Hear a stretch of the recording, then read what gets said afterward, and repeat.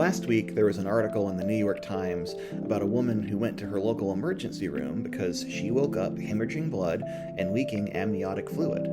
She was 20 weeks pregnant, but the fetus became inviable and she was miscarrying. When she got to her local hospital, doctors were unable to treat her because of Idaho's restrictive abortion ban. Doctors were afraid to help her because they knew they could face challenges to their medical license, fines, or even jail time for providing emergency care. She ended up having to be airlifted to another state so that she could have the life-saving medical care that she needed.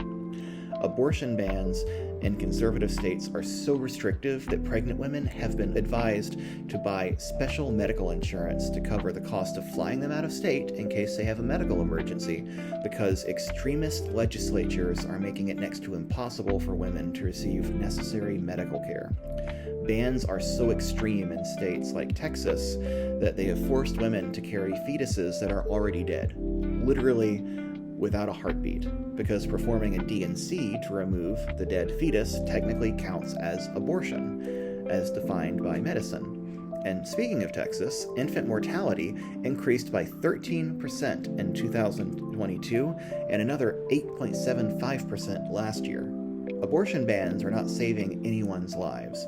They don't protect babies and they don't protect women. They serve an ulterior motive, and conservative extremists don't care how many women and children die unnecessary deaths because of them.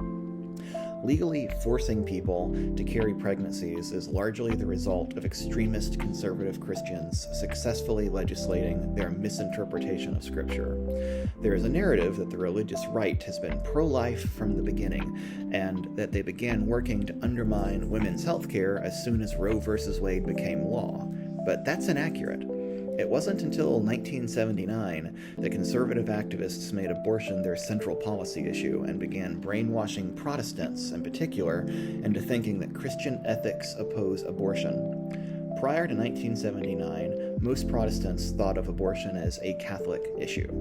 The Catholic Church has been consistently pro-life for some time, but Protestant churches mostly viewed it as a personal thing. Even conservative denominations like the Southern Baptist Convention generally supported a woman's right to choose, even if they personally wouldn't make the choice that a woman might. The reason that the religious right made abortion their central rally cry is that their real objective was no longer palatable to the American public. The religious right was organized by people like Jerry Falwell and James Dobson in the 60s in response to laws requiring integration.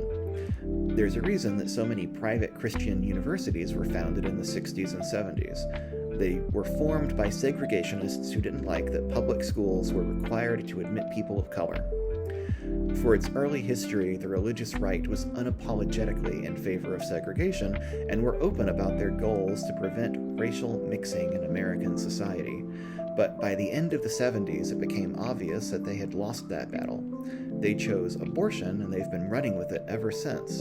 It's not a coincidence that the most ardently pro-life activists also speak out against DEI, critical race theory, and affirmative action. Don't get me wrong, Christian nationalists are inherently misogynistic. They take their assumption that women are inferior to men for granted, but subjugating women was only an added bonus at first to their real goal of hurting people of color. We should remember that the real reason that we have an anti-choice movement was that white supremacists wanted to hurt African Americans. Even though now many extremists have changed their goal to hurting women, that's an important part of the history that should never be forgotten. Not all Christians support forced pregnancy. I think it's safe to say that a majority of people who worship on Sunday mornings have a more nuanced view than extremists who legislate the kind of laws that force women to flee their home state to get medical care. Many Christian leaders, myself included, are unapologetically pro-choice.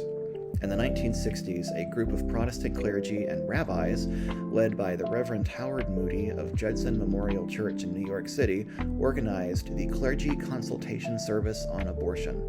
They formed what was essentially an underground railroad across the country to get women from states where abortion was illegal to New York State, where it was legal before Roe v. Wade. Thousands of women were able to receive health care through this effort, and there are even more pro-choice Christians today. Last year, at the General Synod of the United Church of Christ, my denomination, Delegates overwhelmingly voted to condemn the Dobbs decision and affirm that abortion is healthcare and healthcare is a human right. I was proud to be one of the hundreds of people who voted for that resolution. As people of faith, it's important for us to stand up for human rights. I am pro-choice because of the Bible's ethic of justice for all people. And despite what extremists might say, there is nothing in Scripture that even comes close to suggesting people of faith should be anti-choice. In fact, the only time the Bible mentions abortion is when it gives instructions for how to perform one. Tangentially, the Torah clearly distinguishes between human life and the life of a fetus. If a fetus was not considered to be alive until it was born and took its first breath, because ancient Hebrew theology believed that life only came with breath. So as Christians, it is an act of faith and faithfulness and worship for us to stand up for rights to abortion, because abortion is healthcare and healthcare is a human right.